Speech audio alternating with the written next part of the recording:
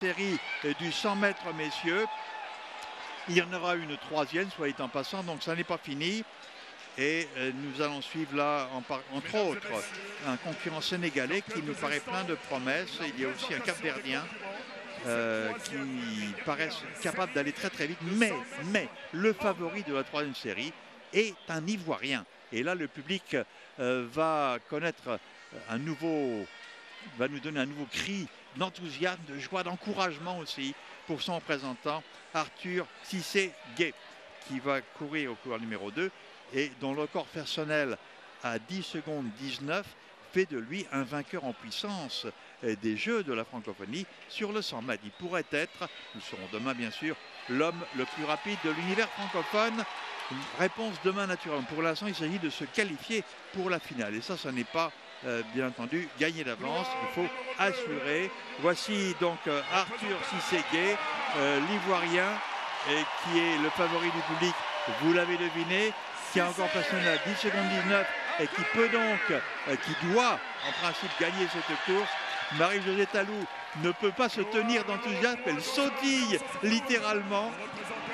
Ah, ça fait plaisir cet enthousiasme communicatif de la championne. Elle essaie de donner de son cœur à l'ouvrage de son compatriote. Le Sénégalais Moulay Sonko est au couloir numéro 3, au couloir numéro 4 pour le Liban, Mahmoud Daou. Au couloir numéro 16, représentant le Cap-Vert, Nascimento Esquilson. À ne pas négliger. Ensuite, couloir numéro 6, représentant les Seychelles, Chéri.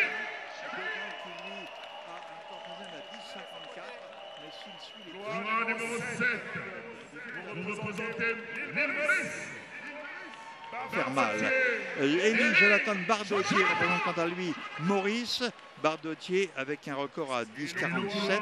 Et puis pour la Roumanie, Petre Rezmides donc évoluera au couloir numéro 8. Mais tous les yeux du public ivoirien sont braqués sur leur favori, leur représentant, leur compatriote, Arthur Cissé-Gué, couloir numéro 2. Donc le meilleur performeur sur le papier, avec donc la responsabilité du favori, avec la nervosité peut-être qui accompagne ce rôle de favori. Mais il est assis apparemment très tranquillement, les mains sur les hanches. Il est assis sur le plot de départ, il vient de regarder la piste, il tend les bras en avant, il s'installe dans les blocs avant tout le monde, avant même les ordres du starter, il vient prendre position.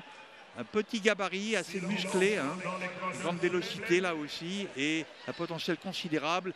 Il est dans le sillage de Ben Youssef Meïté, bien entendu, une grande tradition de sprint ivoirien qui vient ici se concrétiser. Et donc on attend monts et merveilles de cet athlète ici.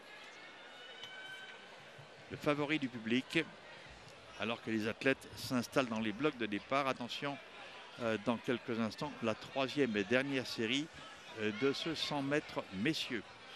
Arthur Cissé-Gué, au couloir numéro 2, le favori du public. Allez, je vais dire mon favori aussi. Les drapeaux blancs sont levés. Et c'est parti. Cissé-Gué, petit gabarit, est parti très très fort à l'extérieur. Bardotier, mais Cissé-Gué se détache irrésistiblement. Il remporte une large victoire ici. 10 secondes 23. Non seulement il l'emporte, mais il signe, et là c'est loin, le meilleur chrono de série.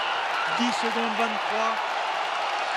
Arthur Cissé-Gué donc prend l'ascendant sur ses rivaux. C'est lui qui a réalisé la meilleure performance.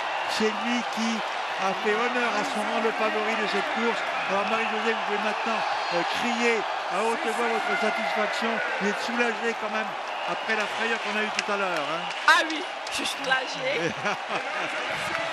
Au fait, je savais qu'il allait gagner, mais moi c'est le temps qui m'intéresse en fait. Ah ben 10-23, hein, c'est ce que j'ai vu. Ouais, j'espérais qu'il fasse mieux. Oh, mais 10-23 quand même pour un premier essai. Non, quand je dis qu'il pour fasse une mieux, série, c'est c'est pas mal. qu'aujourd'hui, c'est le dernier, j'ai fait la plus longue. Voilà, oui, oui, oui. Mais c'est lui qui, pour autant que j'ai pu voir, a réalisé la meilleure performance, Ouais. la meilleure performance de ces séries. Donc, Exactement. c'est ça qui est important. C'est-à-dire que les autres concurrents vont regarder son dos hein, c'est pour ça. la finale. C'est ça. On le voit ici sur nos écrans de contrôle, au ralenti. Et c'est impressionnant parce qu'il y a un écart de 5 à 6 mètres sur le deuxième, qui est en l'occurrence le Roumain Rezmibes. Mais alors là, une belle allure. Hein.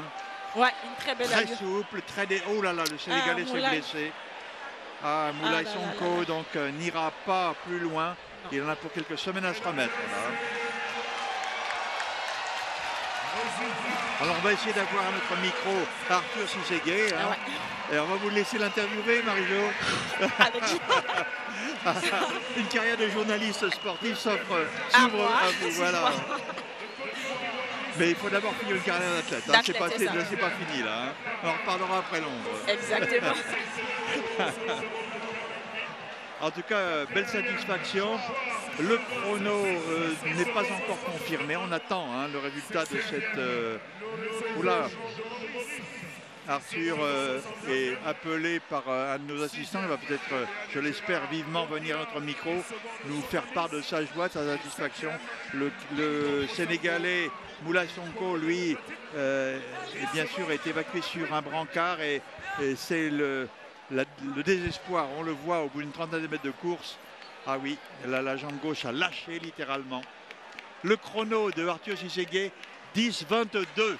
10-22, voilà qui va donner à réfléchir à ses adversaires. Il a 3 centièmes seulement de son record personnel. L'homme est en forme, l'homme est confiant maintenant. Il a pris la mesure de ce qu'on peut attendre de lui. Les autres concurrents ne peuvent que se tourner vers lui comme figure favorite de la finale d'ores et déjà. Alors, est-ce qu'il a les nerfs assez solides pour assumer cette responsabilité de favori après cette performance? Je pense que oui.